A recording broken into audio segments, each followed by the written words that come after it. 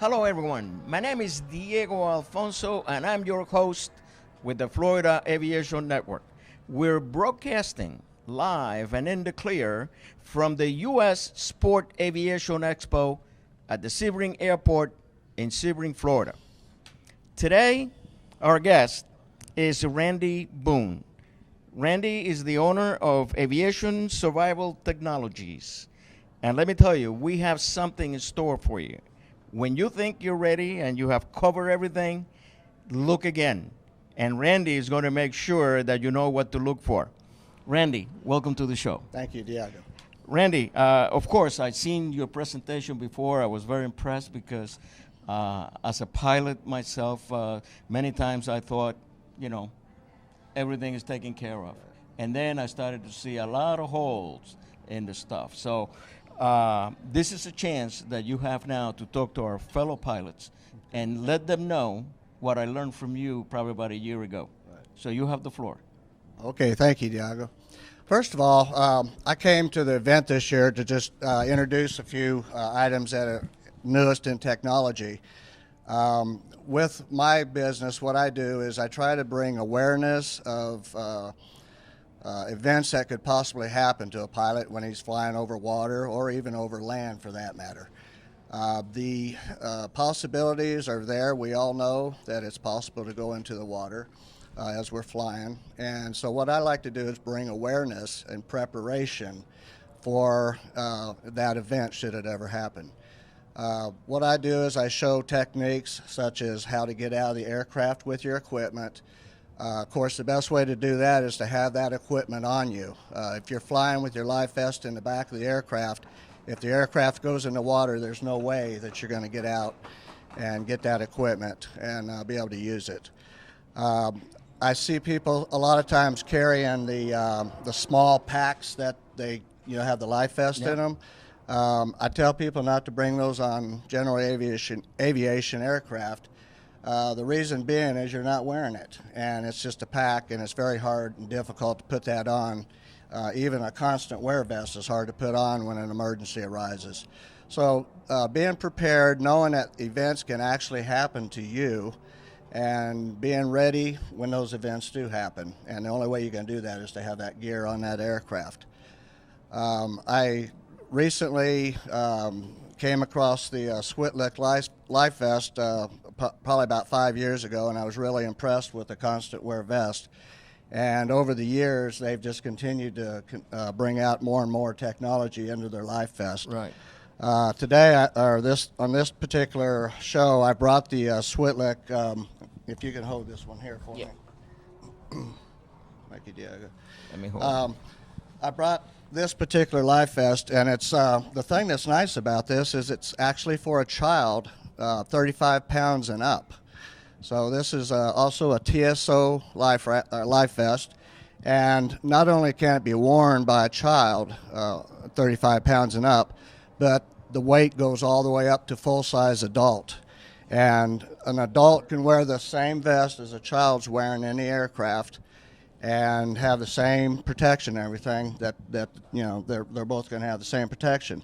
Now, one nice thing about the child's vest is it has this strap in the back, this hidden compartment back here, and it has a crotch strap where you can actually bring it out and under and put it onto the child so it's not going to raise up on them. And then this has 35 pounds of buoyancy, which is more than enough for a child and plenty enough for a full-size adult in the water. So this is one of the things that I brought to the show this year. Just to make sure, you wear this as you fly. Yes, this is considered a constant wear life vest. Okay. So you need to have this on. I always tell people put it on before you get into the aircraft. Yep. And another thing on preparation is when you get into that aircraft on a tarmac, when you're getting ready to fly over water, I always recommend that you do a drill, an egress drill. Put everyone seated into their aircraft, children in the back, whatever, how you normally fly, and say, go. And everyone will get out in order out of the aircraft. And you practice this 2 or 3 times, and eventually you're going to get it to where you're not kicking each other, and it's a very smooth operation getting out of the aircraft. Doing it on a tarmac is 10 times better than trying to do it while you're in the water. Definitely. I mean, it's a whole different program. By doing that, you're instilling confidence in not only yourself, but in the people that are in the aircraft with you as well.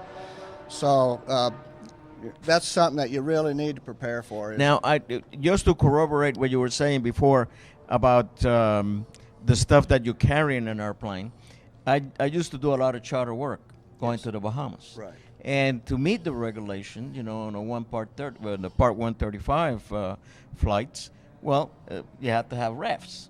Right. But I never had a problem, thank God. Mm-hmm. But I often thought about, actually, that thing weighs like 80 pounds. It's a big thing that is usually in the back. Right. If the real thing happens, it requires what you say. It requires to really go through drills where you know exactly step 1, step 2, step 3, and exactly how you're going to do it. Because once you're under panic, you're under pressure, and under pressure.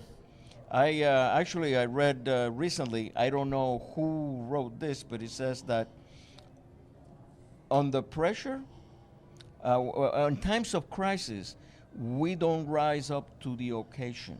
Right. We default to a level of training. Right. Exactly. And that is so true. Right. Because it's like you're spring loaded to go into training. Now, the one thing that you wrote here, and I want to make sure that you talk about, is recognition. Right. What can you tell us about that? Okay. Well, recognition is the first step in the 7 steps to survival. You have to recognize that you are able to, prepare. So you're recognizing that this does happen. I tell people, as you're flying over the water and you see a flashing light or an oil pressure going down, you don't have to call ahead and say, "Mayday, Mayday," like that. Call ahead and say, "Look, I've got a low oil level. I have a flashing light." Let the people up ahead where you're going and the people behind, by broadcasting over the radio, that you may possibly have a problem that can go into something bigger. So you want to really get that out there. Exactly. And by doing that, you've increased, they're going to pull the aircraft out, they're going to get it ready. Exactly. They may not launch, but they're getting ready, and they know that there could be a problem. So you've knocked a good 15 minutes to 30 minutes off. And those could be what makes the difference. Right. And what you were saying, recognition, a lot of times during an event, us guys have a hard time accepting that this is happening, and we have to recognize it. Okay. Randy, unfortunately, we have come to the end of our time. I really enjoyed the conversation, and I really enjoy your tips. And folks, remember this, we're at Sebring. Make it over here today to the air show. Again, we're signing off. My name is Diego Alfonso with the Florida Aviation Network.